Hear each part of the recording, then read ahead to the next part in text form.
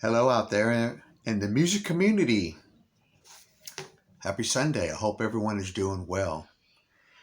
I didn't know what kind of video I was going to make. Not that I ran out of ideas or anything like that. I didn't know what video, I didn't want to do another Vinyl Finds video, or I wanted to do another video where I rank my favorite top 5 Genesis album as of today. Now, it could change. There were some honorable mentions to my top 5, like I love the album Trespass, Duke, and then there were 3, which I think is a very underrated album, but I love that album. I really don't remember how I got into Genesis, but if I was to pinpoint it, probably songs that came off the Duke album, Misunderstanding, and that was one of my favorite songs to hear on the radio, and Turn It On Again. But I love Genesis, and I love their music. My favorite period, honestly, is the Peter Gabriel period when he was in the band. They're one of my favorite. They're from the UK, England. They're also one of my favorite progressive bands as well. And I've always liked the vocal delivery of Peter Gabriel. I feel like he put some kind of real, what do you call it, theatrical into his voice. And he used to dress up when he'd get out there in these really interesting costumes that, man, I would have liked to see him and Genesis perform back in that day. So here I am with my top 5 favorite. I'm going to start from 5 and go up to number 1. At number 5, this was hard because the album that I picked as number 4, but this one right now is their 7th album from 1976, and it is Genesis, A Trick of the Tail. I love the artwork on this album. This is the inside of the lyric with the lyrics. And like I said, this is their 7th album, released in 1976. This is the album that features Phil Collins as the lead vocalist. This album has so many good songs on it. Dance on a Volcano, Robbery, Assault, and Battery. Then it ends with one of my favorites, Los Indos. I'm going to take a shot at that.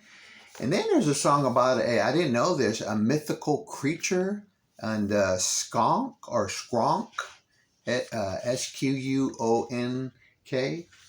But that's what I have at number 5. Now, number 4, and I love this album too. And I think there was a lot of things going on with the band. I think from what I read also, this has been a long time ago, that Peter Gabriel was going through a divorce. They were recording this album at the famous Headley Grange, if I'm saying that correctly, and that's where Led Zeppelin recorded sometimes some of their records. And the band felt like that place was haunted, spooked. At number 4 on my list, ProgHat here saying, is The Lamb Lies Down on Broadway. What a great double album, powerhouse prog classic this is. There's this whole album from beginning to end. I just love it. I don't really know if there's any kind of concept idea going on here, but the songs were developed and came out of jam sessions. And Gabriel was writing the lyrics. So it was a kind of an interesting period for the band. But they put out this powerhouse double album. And, I really don't hear too many people talk about this record right here. But the first time I do remember this, that one of the radio stations here in Texas used to play albums all the way through, full albums, and I heard The Lamb Lies Down on Broadway in its entirety over the radio. And I fell in love with what I heard, that I went out and bought it on vinyl. All right, we're moving on. At number 4, and now before I begin, I want to say thank you, Randall Weaver. He VCLT me this record. At number 3, Foxtrot. This has got the magnum opus of prog songs. I mean, over 20 minutes long, Supper's Ready has everything good about a prog rock song. All the elements, the heaviness, the progressiveness, the vocals, the lyrics. I mean, the music. That's what I love about the early Genesis records. Not saying anything wrong with the Phil Collins era, but I really like the dark side, the emotion, the music, the heavy progressiveness in a lot of the early Genesis albums. And that's what made me a fan of them, was that style. This album was their first album, too, to chart in the UK. There's some other great classic. The album came out in 1972. It's their 4th studio album. And I was looking, and Watcher of the Skies. I love that song. That's a very good. Get 'Em Out by Friday, which is another powerhouse song. Get 'Em Out by Friday. I wondered, that should have been released as a single, in my opinion. All right, we're down to number 2. This is number 2. This was tough because the next 2 albums, were tied, but I said, no, we're going to break the tie. I decided to break it, do a number 2. At number 2 is the 5th album that came out in about 1973, I believe, right? I hope I have that right. It's Selling England by the Pound. I love the artwork on this album. And this is a reissue version of it.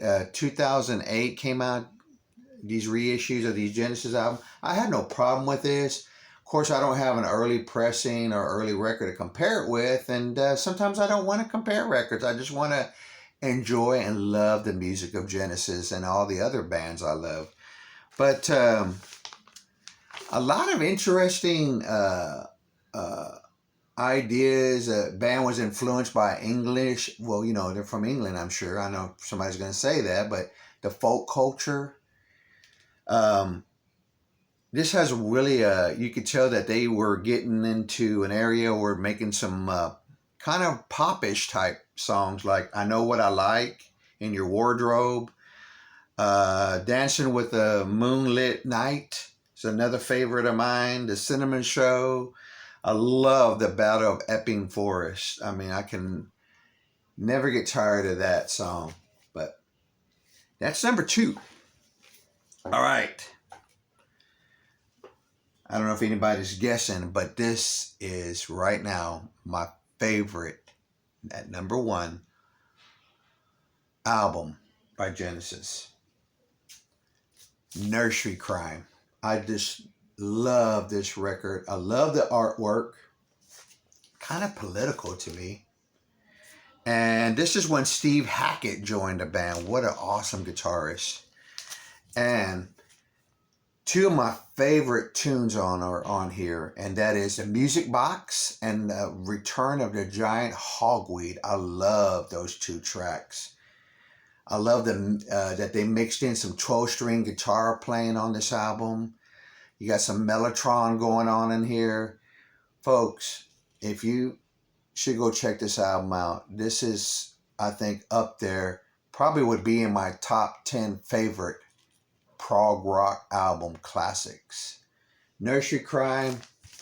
I think at one point I remember seeing this as a gatefold, but I have this, it's not a gatefold, but that doesn't really matter. What matters to me is the music, and I love progressive rock, and I love the way it makes me feel.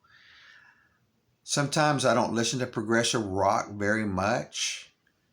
But when I do, I'll go full force. Not that I forgot or don't love it, but sometimes I do this circle back into music. And usually the door is classical music, and then it's classic rock, and then it's another genre of music, jazz. Then I'm back to listening to my favorite genre, prog rock. So those are my top 5 favorite Genesis albums. I hope you enjoyed this video. If you do, please give me a like. If you like the videos that I'm doing, the content, please hit the subscriber button. And I want to say thank you I'm getting a lot of great comments here lately on my videos.